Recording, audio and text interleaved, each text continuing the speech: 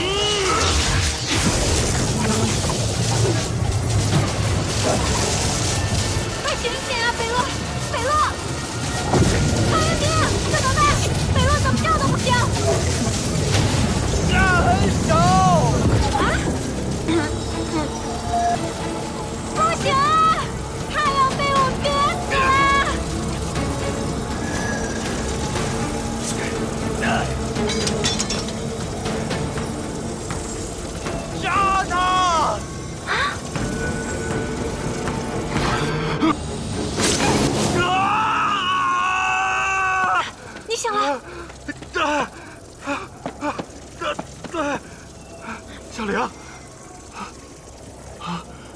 曹元平，怎么回事？来不及解释了，你快帮忙吧！曹元平，打哪边啊？前面！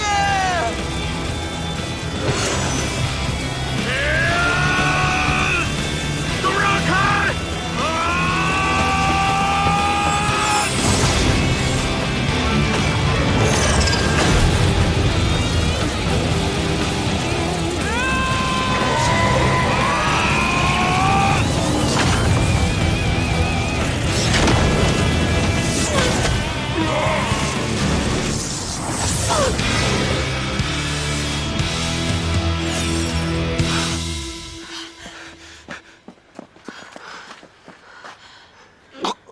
我们快撤吧。走。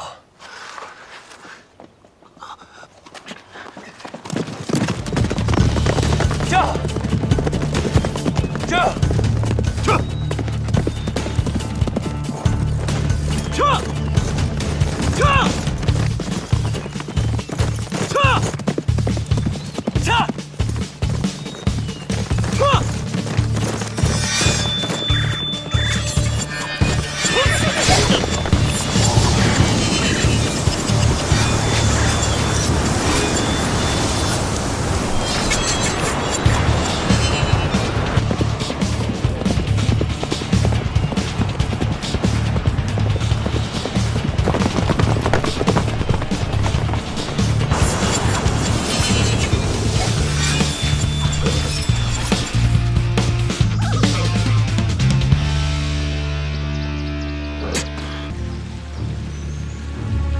李护成不会追来了吧？不会，我看到他被一股剑气给困住了，应该不知道我们往哪个方向跑了。剑气。而且我还感觉到了一丝神物性的气息。你是说还有别的祭神人在帮我们？不一定是在帮我们吧？群英殿敌人那么多，说不定是来寻仇的呢。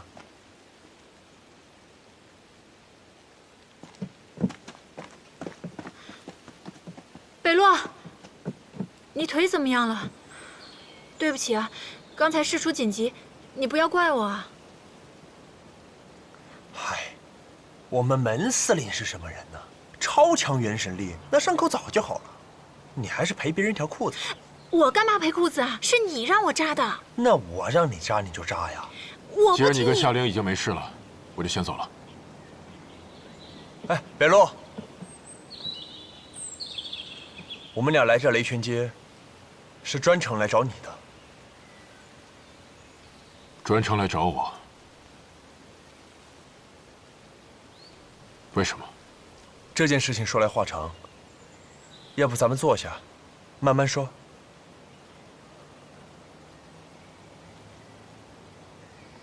事情大概就是这样，我们只知道芦花果楼在临风街附近，但是不知道临风街要怎么去，在哪儿。我明白了。有没有笔和纸？我把灵峰街结界的位置画给你们。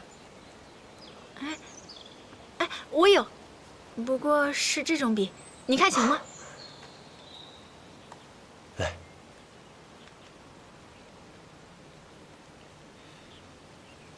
给。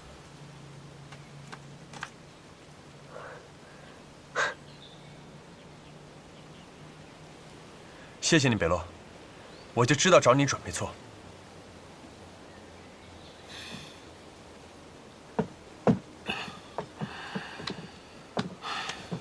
北洛，我看这林峰街也不太好找，我想你跟我们一块儿去。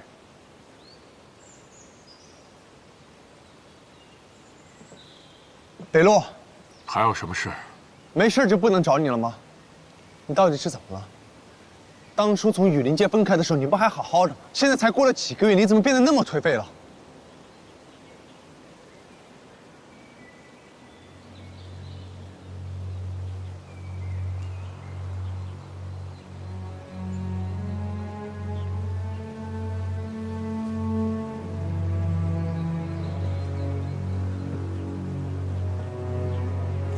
当初我一直妄想能够把水儿的元神碎片愈合。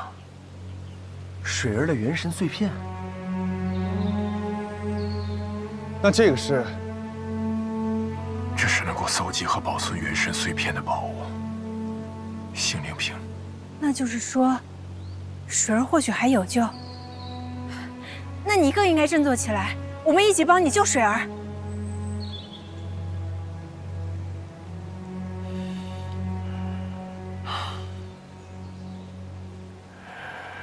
传说中能够让元神碎片愈合的方法我都试过，全都没用。不但没用，这些方法还会不同程度的损害元神碎片。我不想再试了，否则水儿就真的再也回不来了。就让他安安稳稳地待在心灵瓶里吧。至少，他还能在我身边。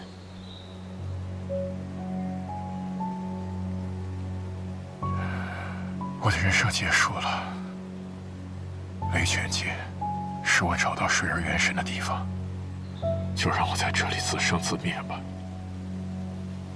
北路，你可是镇魂将啊！你可以伤心难过，但也不至于像这样自暴自弃吧？镇魂将，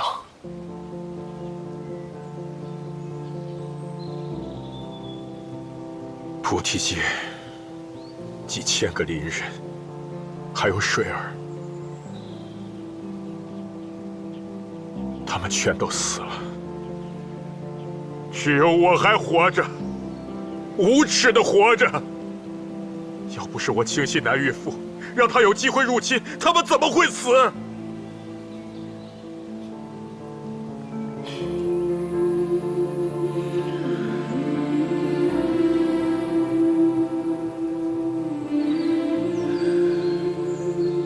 行，你可以不和我们去。那你之后有什么打算呢？就回你那个小破庙，还是去换一个其他的破庙？还是又去喝你那个梦泉水？我当初要是知道你是这样的懦夫，我就不应该救你。对，你就不应该救我。我就是空有力量，但是我识人不清。我一而再、再而三地害了水儿，但水儿呢？他为了救我，他的元神被一箭射穿，却还要笑着对我说：“让我好好活下去，让我不要难过。”我北洛师门怎么还配当他的父亲？我怎么还能活下去？你以为我要不是不能阻止石令明主动放弃保护我的责任，我会允许自己这样活生生的站在你们面前吗？又或者，如果你们没有强行叫醒我的话，我怎么可能还站在这里听你们废话？如果你们觉得救我救错了，你现在就把我这条命拿回去，我一定会好好谢谢你。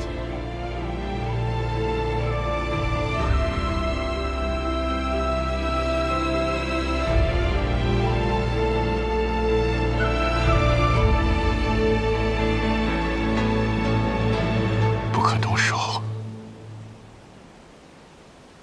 那就别再管我。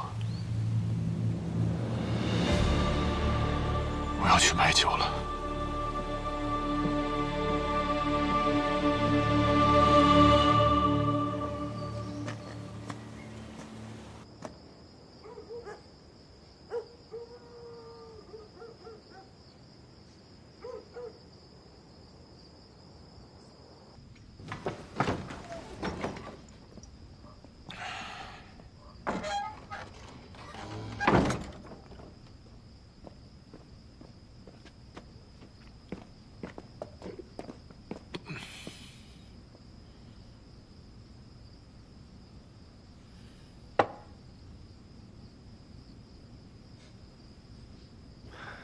北洛，对不起，刚才是我说话太重了，没有顾及你的心情。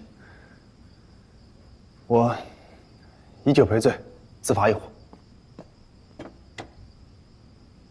道歉就不必了，你们还是离开雷泉界吧。没有一个人能真正了解另一个人的心情。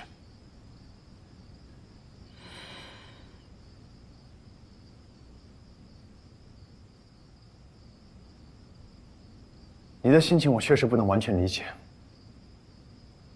但我知道我的痛苦悔恨，不是几个月，而是10年。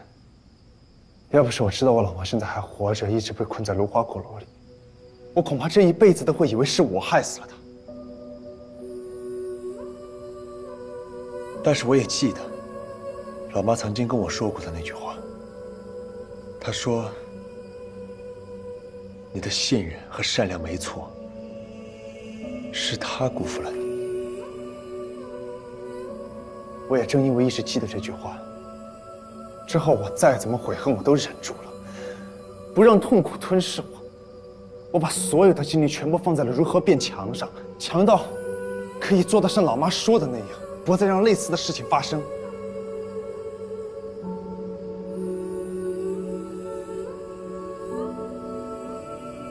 我曹延边自己的痛苦又算得了什么呢？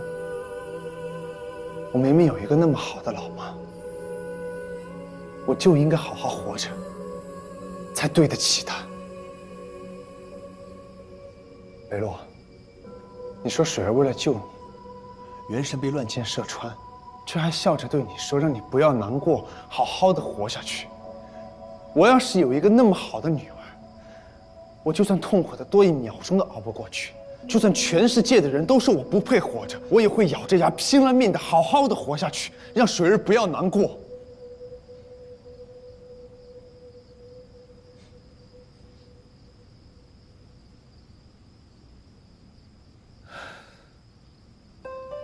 好了，我想说的都已经说完了，我现在就要去和夏琳找芦花果楼，要怎么做？全在你自己。北洛，镇魂街这么大，我相信一定会有办法愈合水儿的元神碎片。你千万别放弃，你也别忘了，你还有2个伙伴，你永远可以依靠我们。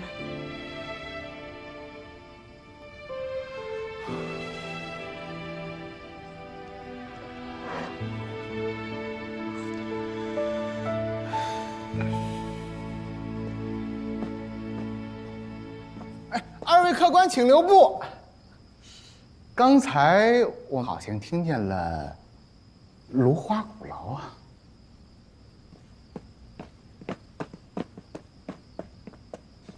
你说芦花鼓楼？是啊，我这人多嘴杂的，消息还是蛮多的，但是吧，想得到确切的消息，还得需要点儿。多少钱1块银币。 1块金条，你怎么不去抢呢？你着什么急？我这都是明码标价，童叟无欺的。对了，刚才你们说的元神碎片的愈合，在鼓楼里都是有办法的。像这种假消息，老板一天要卖20条。哎，你可别瞎说啊！我这消息是灵域的御灵使路过雷泉街的时候传出来的，货真价实的一手消息啊！ 听见没？这消息我买定。老板，说吧。是这样的，说鼓楼为什么是神境？第一，里边住着上古的神明；第二，它里边有个地方叫做蓬莱，孕育着神的力量。这种力量可以净化恶秽，回春万物。既然能回春万物的话， 这愈合元神碎片，那不就轻轻松松吗？这么说，水儿有救？我之前听李顾城好像也说过，芦花鼓楼的确有神力，应该没错。北洛，你听见老板说的了吧？芦花鼓楼的力量，或许能救水儿。没用的，我再也不会相信传说了。 你是不相信还是不愿意相信？北洛师门，你就甘心如此吗？你就不愿意为了水儿再努力一次？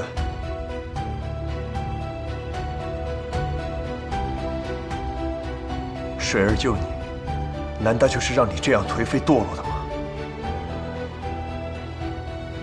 你这样对得起水儿的消散吗？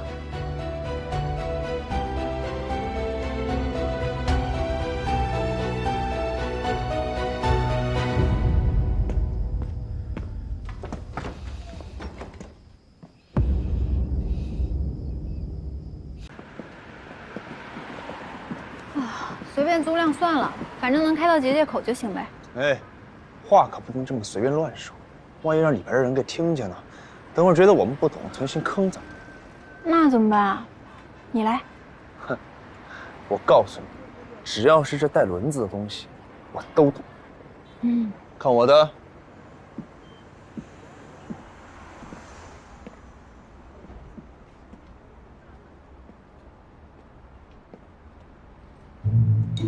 我跟你们说过多少遍了，租车要去大公司，这种小门面怎么能够满足我呢？我不要面子的吗？这边400一天，外面300一天，不租算了。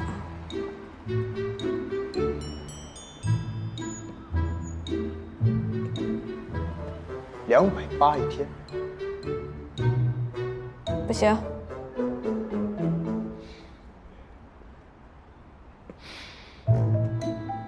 他说不行。我来。你好，我看您那儿车呢，都有点又老又旧的。还有这里都有点划坏了。最主要的是颜色，这些颜色都有点沉闷、老旧、压抑。我觉得坐进去以后，心情都会变得不好的，是吧？小姐，这边请。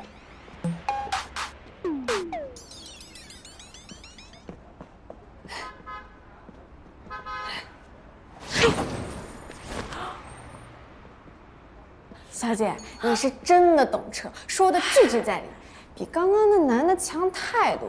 现在这男的是越来越不行了。哎，这个好，这个多少钱啊？1天800。800啊！哎，租吧租吧租吧租吧租吧，800不是也不贵吗？你看看他的款式，你看看他的样子，就算北洛坐进去，都年轻10岁不止。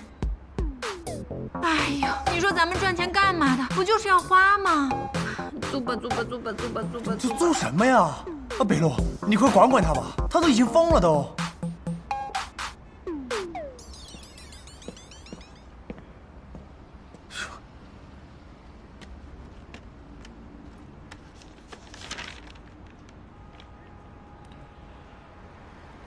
小姑娘，我看外面那辆越野车保险就要过期了。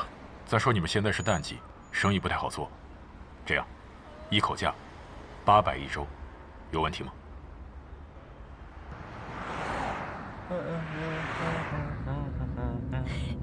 北洛，还是你靠谱，这辆才有性价比。要是我们两个，纯2个大冤种。你说你自己把我捎上干什么？咱们2个半斤对8两，你就承认吧。其实也没有什么，我年纪比你们大，知道的多一点很正常。哎，北洛，正好，你给我们讲讲临风街呗，那儿的人好相处吗？我正想跟你们说这些。这次去临风街，我们还有一个任务。任务？什么意思？咱们不是去找芦花鼓楼吗？没你们想的那么简单。要找到芦花鼓楼，必须要在临风街的踏风族人手里找到一名领路人。领路人？这些都是什么呀？踏风族是生活在临风街的一个古老民族，他们全族都是祭神人，世代保护着芦花鼓楼。如果没有他们的领路人给我们指引，任凭我们谁都不可能找到芦花鼓楼的确切位置。你的意思是我们要找一个向导？不过那不是也挺简单的吗？反正踏风族有那么多人，咱们可得找个最靠谱的。这个领路人啊，不能只从字面上去理解。那要怎么理解？芦花鼓楼显形的位置是在临风街附近的一座森林里。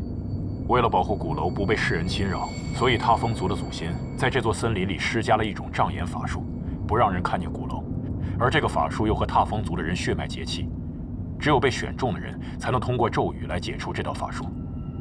而这个被选中的人就叫做领路人。你不会想说这个领路人很难找吧？不是难找，是非常难找。每一代可能只有1个，最多不超过2个。而知道领路人真正身份的，整个踏风族除了领路人自己以外，只有他们的族长知道。而族长通常会是临风街的镇魂将。这距离芦花鼓楼出现只剩10多天了，够我们找到领路人吗？要我说，他们为了保护芦花鼓楼，是不会轻易将领路人叫出来的。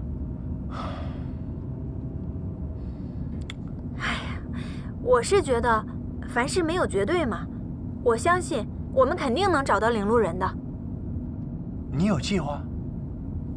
没有。没有你说那么笃定。你想啊，当年你妈妈能够进入芦花鼓楼，就说明她当时是有领路人的。踏风族的人愿意给她领路，那现在没有道理不愿意给她儿子领路啊。也就是说，只要我们找到10年前那位领路人的话，我们就能进鼓楼。走，直奔临风街。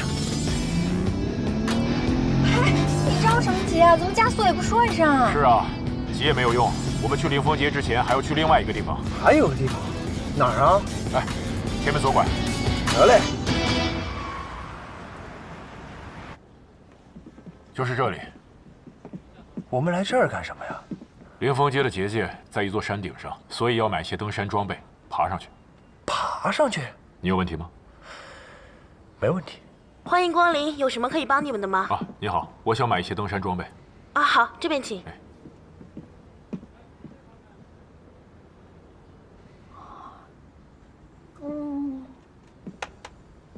看什么呢？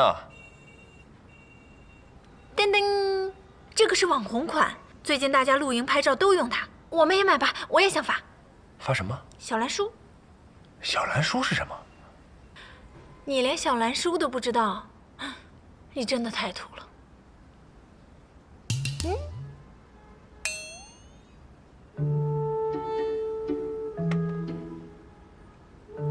夏夏子的职场穿搭。你一个失业人员哪来的什么职场啊？哎呀，我是前不久刚失业的，好不好？只是暂时离开了职场，不妨碍我在网上维持人设啊。你这是在骗人！我怎么是在骗人了？我就是在分享我喜欢的穿搭啊！而且我 P 图找滤镜都花好几个小时呢。哦，是，你不修几个小时都修不出这种改头换面的效果。我让你看看什么叫改头换面。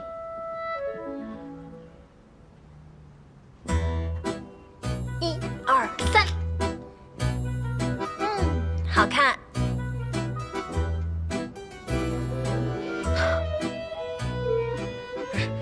你这什么玩意儿？你给我删了！想删掉呢，也不是不可以。把灯买了。哦，夏玲，你现在还学会讲条件了是吧？没错。你不要逼我。阎王炮，我躲。鸡要安魂，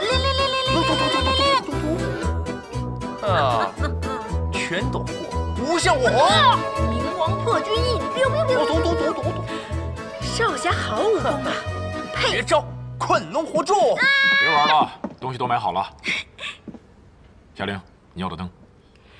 你把这个灯买给我了，你果真比曹彦斌好多了。贝洛，我知道你有钱，但是你也不能这么惯他吧？行了，时候不早了，找地方住店。走了。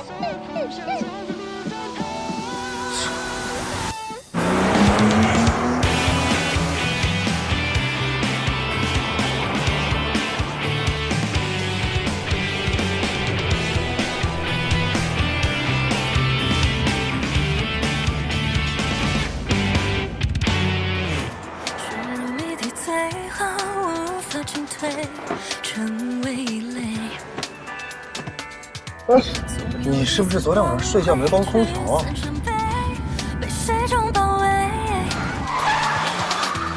你现在才开了半个小时，你就在这儿打瞌睡？喏，谢谢你送我的小灯。你们女孩到了这个年纪，应该都喜欢拍照。行，那我陪你说话，一直说。谢谢你啊，好心人。哎，你喜欢什么样的女孩子？喜欢实力强的，打起架来不拖后腿的。一窍不通。你喜欢什么样的男孩？我希望他清楚自己在做什么，并且要做什么，为此愿意对抗一切。你别说，我觉得你还挺合适的。哎，但我可没有别的意思啊，你千万别多想。曹彦斌，怎么回事？还好系了安全带。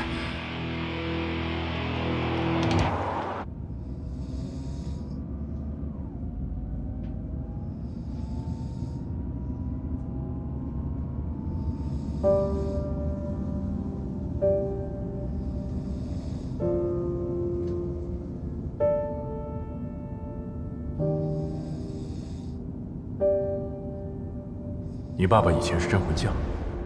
我从知道这件事情之后，就会幻想他以前每一次匆匆离开，都是去寒仙街保护那些邻人。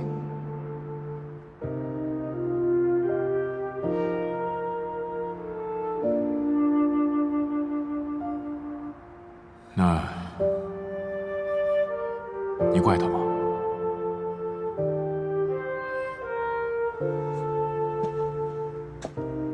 我当然怪他，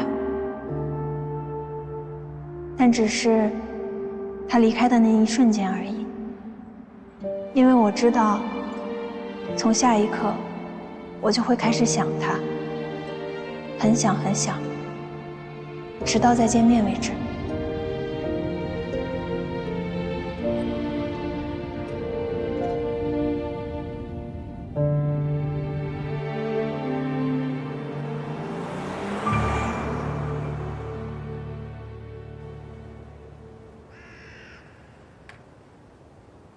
过了好几日了，曹彦斌他们到哪儿了？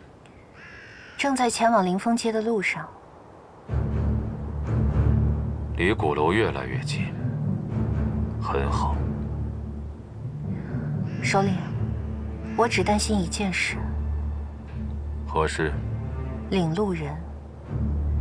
眼下距离鼓楼出现只有10几天，万一曹彦斌他们找不到领路人，您的计划恐怕……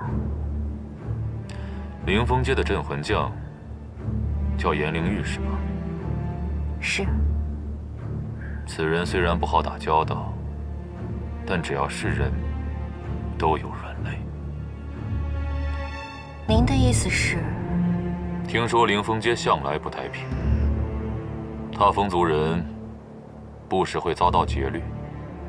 这是一个名叫石火王的山匪所为。此人所属的石火族和踏风族有世仇，会时不时的找凌风街的麻烦。石火王的守护元神是个叫沙罗曼达的魔武星。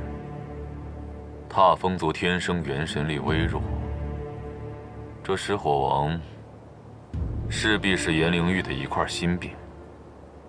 你设法让石火王去袭击凌风街，曹彦斌几人定会出手相帮。若曹彦斌帮颜灵玉除掉这块心病，他肯定非常感激。到时候提什么要求就都好说了。明白。这颗棋，我一定用好的。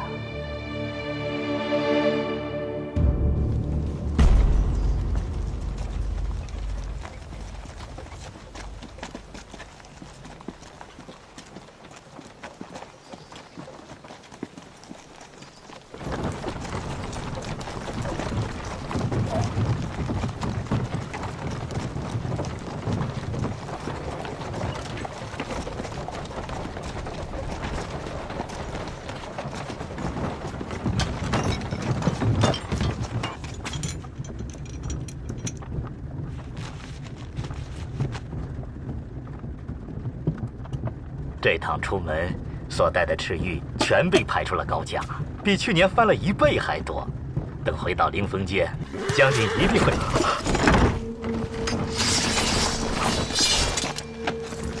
石火王，你想干什么？我想干什么？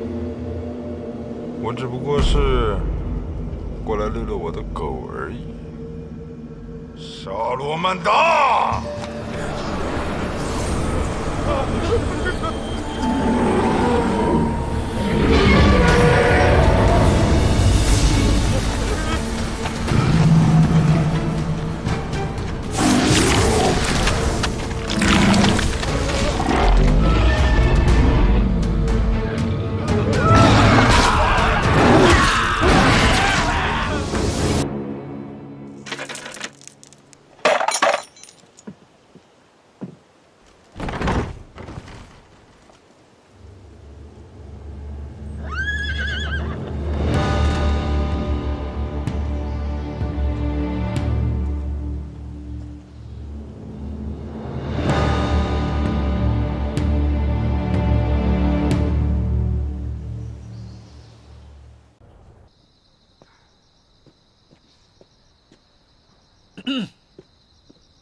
哥，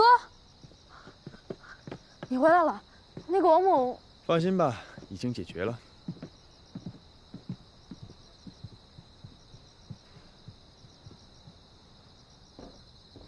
哥，你这个时候回来没事吗？群英殿的人可在到处找你呢。那我也得给我弟弟过生日啊。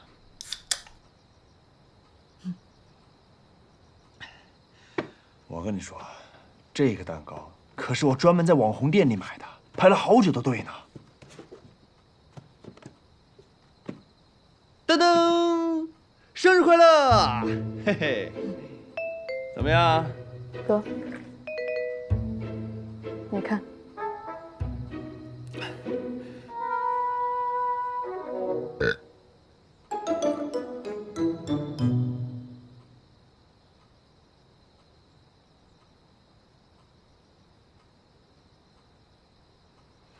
雪亮，虽然你对老妈的记忆已经很模糊了，但是你一定要记住，老妈她真的非常的爱你。她跟我说的最多的话，就是让我好好的保护你。我记住了。哥，我突然想起来，下午的时候，夏琳姐姐帮我教训了一帮群英殿的人，他们被惹急了，估计很快就会回来。你最好是赶快离开，不然被他们看见就糟了。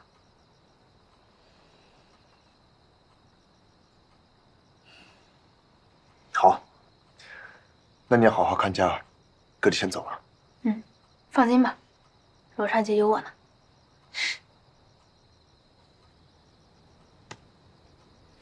有什么事找你夏琳姐姐。走了。蛋糕吃不完记得放冰箱里啊。这边鱼缸的水该换了啊。知道啦。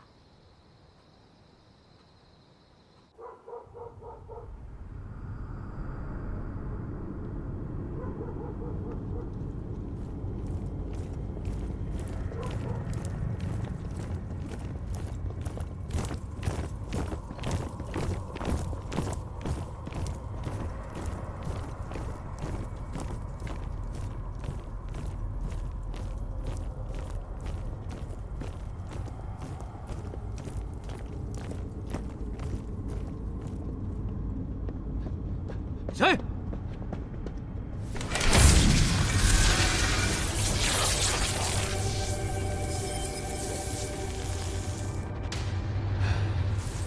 曹彦兵，给我拿下！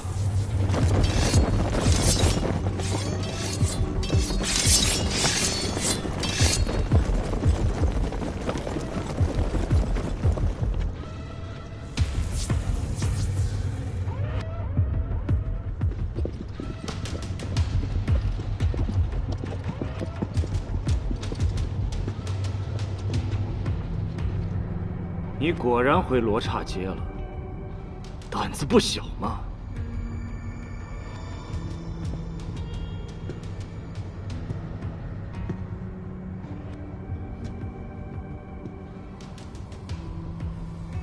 千机黑叉有你好受的。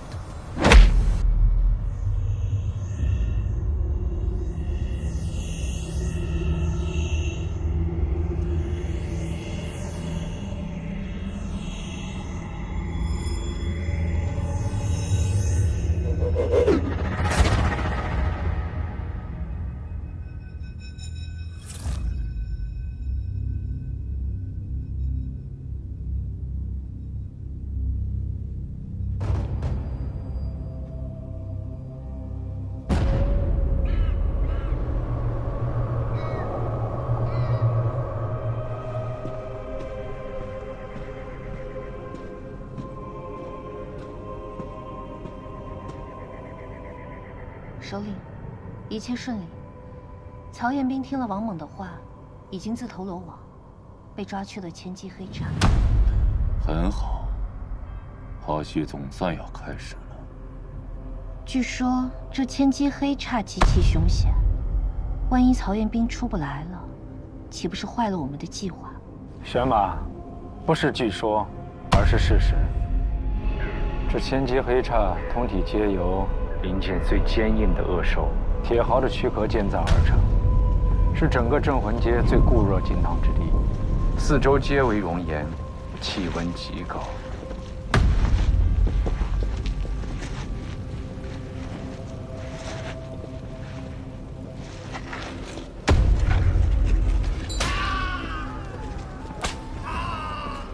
那里面没有阳光，没有交流，被抓进去的人也不会有释放的那一天，也没有人管犯人的死活。水，快给我口水，要不然就是杀了老子！给我口水！他的守卫者几百年来都只有一人，那人是祭神人的克星，守护元神的噩梦，因此越狱的可能为零。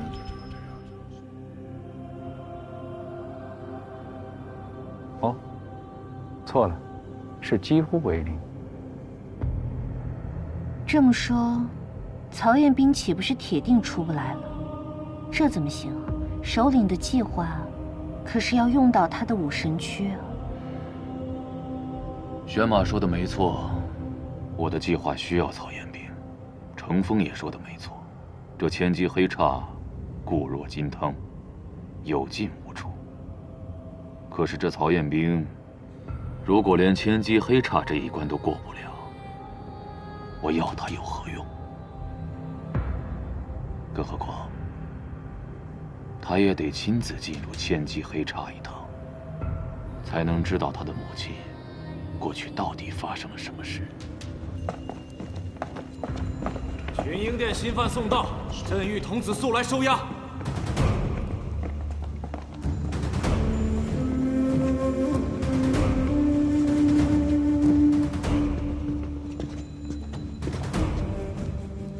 李孤城，下次再打扰我，把你也留在这千机黑叉。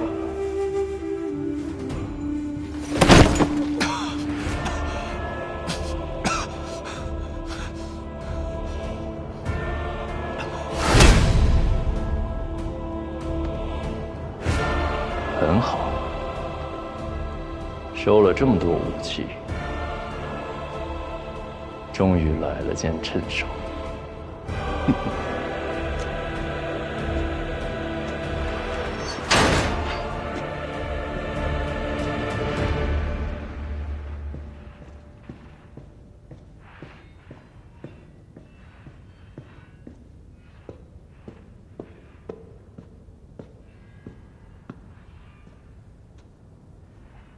大姐头，你来了。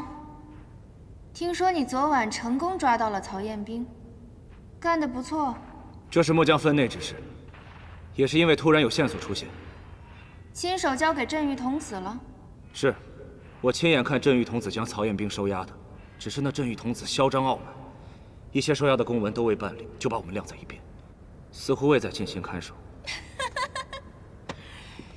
哎呀，李孤城，你知道镇狱童子在千机黑叉守了多久了吗？至少800年了。所以，只要有那个家伙在，任谁进了千机黑叉，都绝不可能翻出浪来。明白了吗？好了，不说这个了。你把现在店里的兵力给我调出6成来。我一会儿要带他们去出个任务。6成，会不会太多了？临海最近出现了不少妖兽，老大有药物在身。林玉派我多带些人手去走一趟，你就带着剩下的兵力留下看店吧。末将领命。只是，有话就说。曹彦斌虽进了千机黑叉，但他似乎有别的目的，属下怕他不安分，是否多留些人手下来？李孤城，你未免也太过谨慎了吧？只要他曹彦斌进了千机黑叉，他就不值得我们记得。就交给镇狱童子吧。行了，赶紧去派兵吧。是。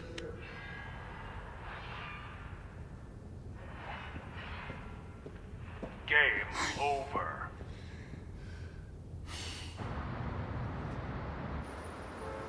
我都说了多少遍了，要用一个标题就改变甲方的想法。你这写的什么呀？你的底层逻辑是什么？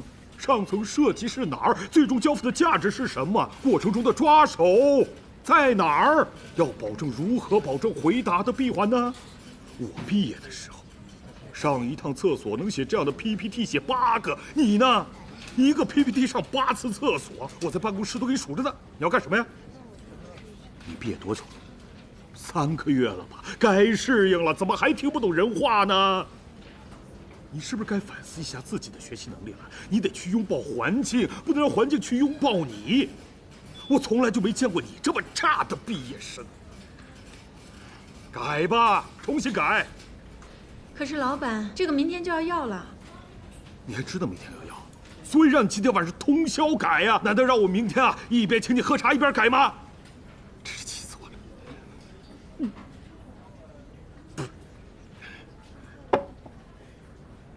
来，都停下手头的活儿。啊，想当年，我们看工作，就想着让老板高兴，但现在你们呢？啊，想办法让自己高兴。主任啊，在下实在忍不了。你以为你们的工作是做给我的吗？啊，定要给他好看。哎呀，你先别说话。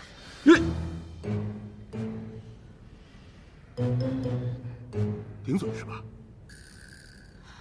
分不清大小王了啊，是吧？不是，我没有那个意思。我刚才夏玲，我告诉你，曾经我以为你只是能力差，没想到你素质这么低。你爸爸没教育过你，跟领导说话的时候不能顶嘴吗？没教这玩意儿，混蛋，欺人太甚！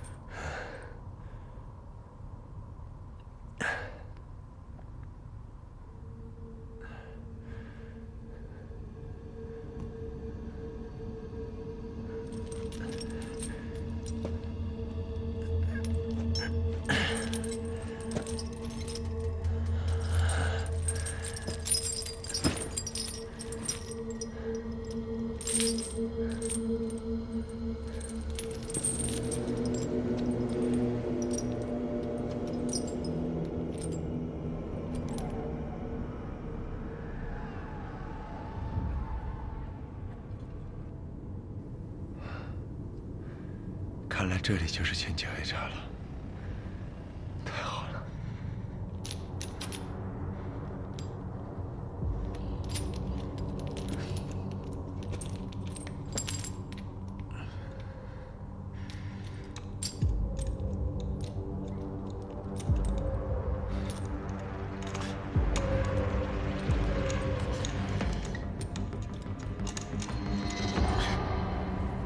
打不开。不会吧？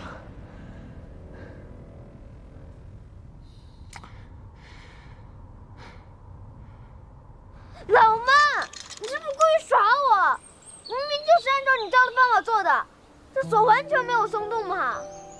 3个小时了，你到底能不能行啊？要不我再示范一次？你等等，你再试试，我就打开了。你按照我教你的方法了吗？最关键的，你都没记住。最关键的是什么？是静心。人一急躁就没有办法思考，越着急动作越不得法，当然打不开了。什么锁都一样。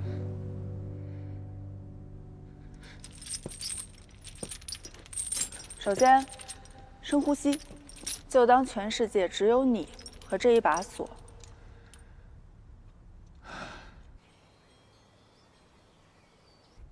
轻轻转动铁签，用它微弯的部分感受整个锁洞的空间，尤其是靠下的位置，微微施力，将锁朝正确的方向转动，感受里面的担子，突破它们，一点一点增加力量，逐个挑起针脚，感受它们到达解锁位置。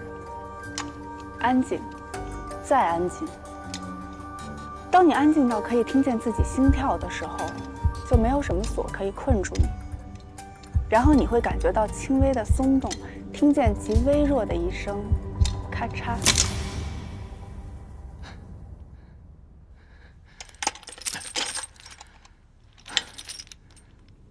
谢谢你，老妈。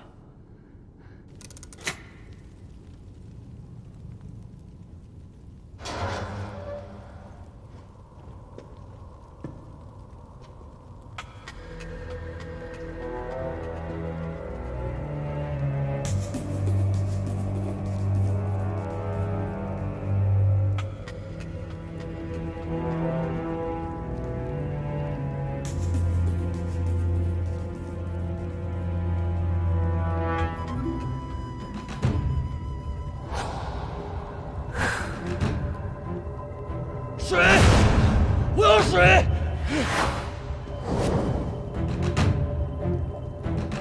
兄弟，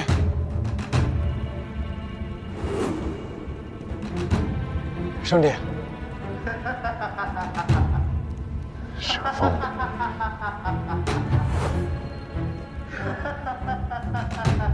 都成干尸了，也没人管管，真是不把人当人看。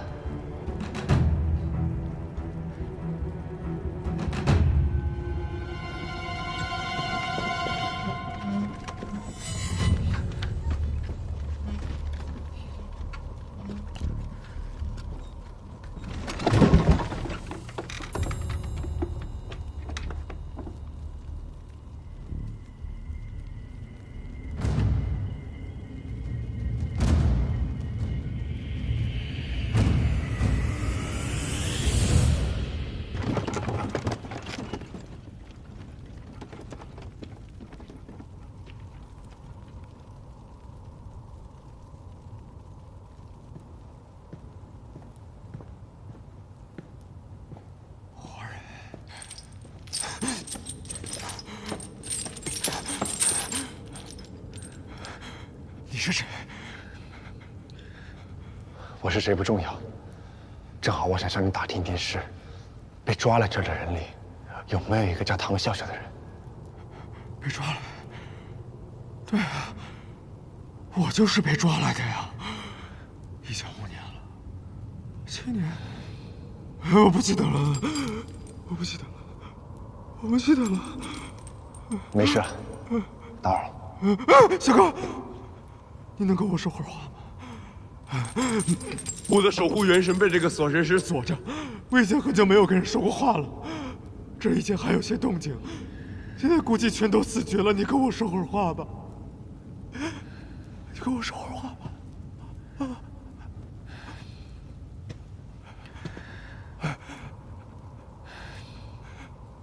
抱歉，我虽然很同情你，但是我真的没空聊天，我还要去别的地方问问呢。抱歉。那你帮我把这个锁神石打开也行啊！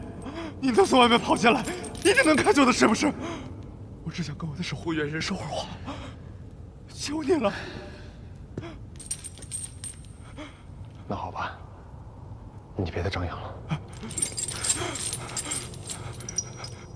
你放心，我不敢跑出去的，万一被那个人……不会的，不会的。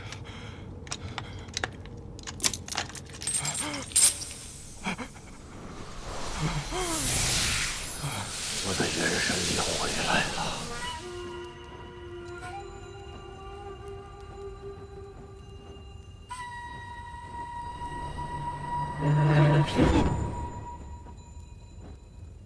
那你自己保重。你对我有恩，我虽然不知道你问我的问题，但我能告诉你一个我知道的秘密。秘密啊！我听这一乡以前的犯人说过，这里除了从1号牢房往后数的牢房之外，还存在着一个0号牢房。那些被秘密抓捕的特殊犯人，全都关在那儿。秘密抓捕？啊！他来了！一定是我的元神力引起了他的注意。不要来找我！不要来找我！你说的他是谁？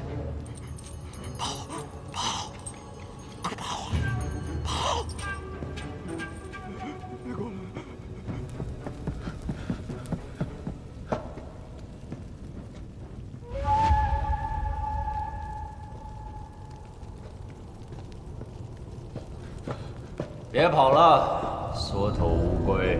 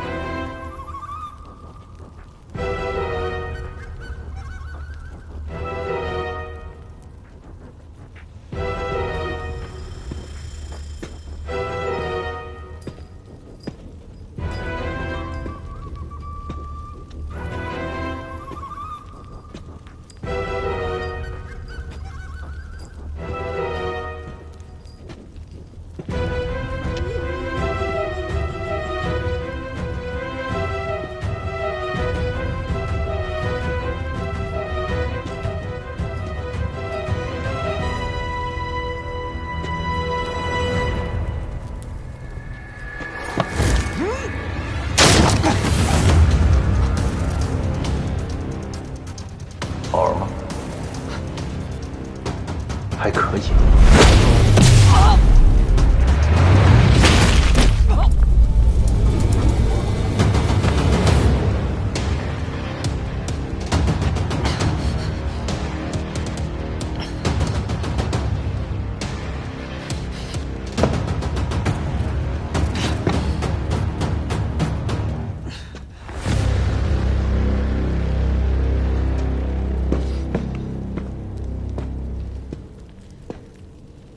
许褚殿位。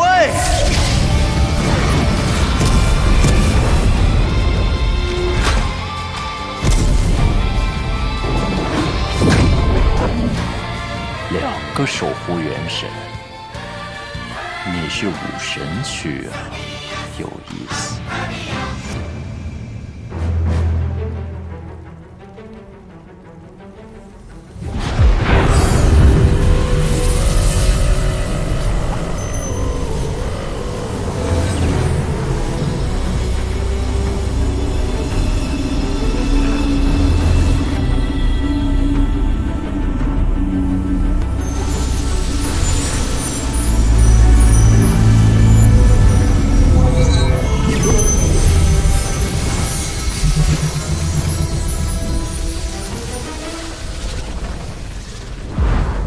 孽障，退去！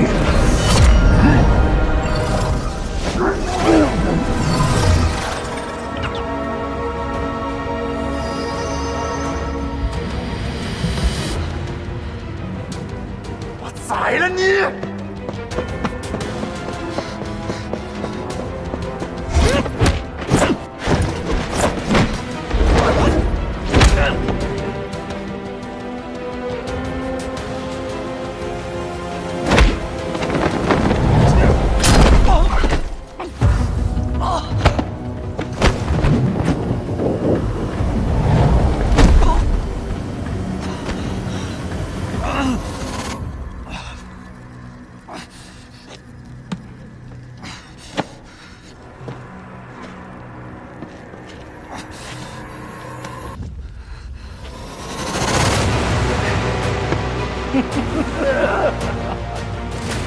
！1次2颗，好久没这么痛快了。3天之后，这黑猪就会化为白猪，成为我的力量。你体内一定还有守护元神，那就先不杀你，把你关回去，你总会再放出来。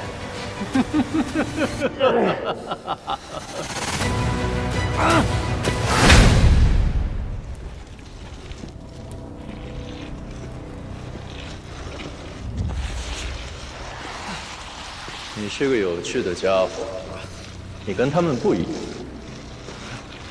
虽然我不知道你为什么要越狱，不过我也根本不在意，想什么时候出来都可以。不过记住，我会找到你，打趴你，再把你关回去，直到你所有的守护元神都在我的手中。你会后悔的。